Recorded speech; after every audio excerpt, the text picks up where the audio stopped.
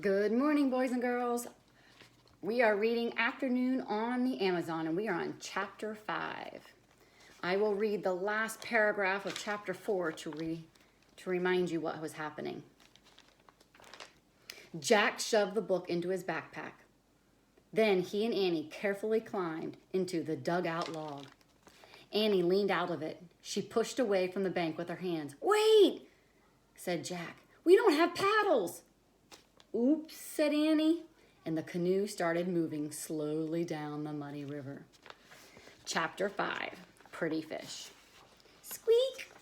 Annie patted the little mouse in her pocket. It's okay, Peanut. The ants can't get us in the river. We're safe," she said. "It may be safe from the ants," said Jack, "but where's the canoe going?" Jack and Annie stared at the river. Branches spread over the water. Vines and moss hung down from them. "We'd better look this up," said Jack. He pulled the rainforest book out of his backpack and flipped through it. Soon he found a picture of a river. He read, "The Amazon River stretches over 4,000 miles from the mountains of Peru, across Brazil, to the Atlantic Ocean. The river basin contains over half of the rainforest in the whole world." Jack looked at Annie. "We're on the Amazon River," he said. "It's more than 4,000 miles long." "Wow," said Annie. She looked at the river. She trailed her hand through the water. "I have to make some notes," Jack said. He pulled out his notebook from his pocket and he wrote, "The Amazon rainforest is..." "Jack, look at those pretty fish with the teeth," said Annie. "What?" Jack glanced up from his writing. Annie was pointing at some blue fish swimming near the boat. The fish had red bellies and razor-sharp teeth. "Watch it," cried Jack. "Those aren't pretty fish. They're piranhas, and they eat anything, even people." "Yikes," said Annie. "We better get back on shore," said Jack, putting his book in his backpack. "How?" said Annie. "Well, we can't go in the water now, and we don't have any paddles." Jack tried to stay calm. "We need a plan," he said. Jack stared at the river.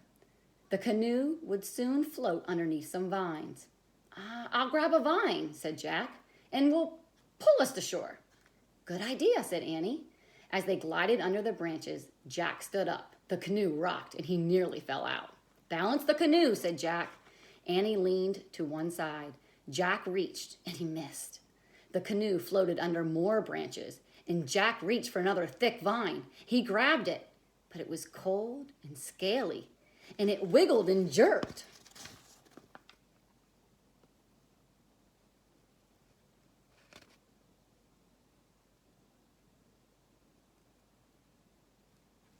What was he grabbing onto? Can you see? "Ah!" Jack screamed, and he fell back into the canoe. "The vine's alive!" It was a long, green snake. The snake fell from the tree, and it splashed into the water and swam away.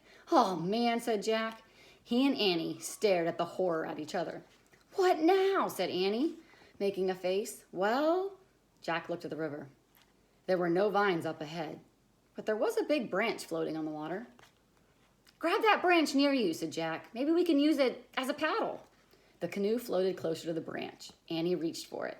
Suddenly, the branch rose into the air. It was a crocodile. "Help!" screamed Annie, and she fell back into the canoe. The crocodile opened its large, huge, long jaw. Then it moved past the canoe and swam up the river. "Oh, man," whispered Jack. A screeching sound split the air.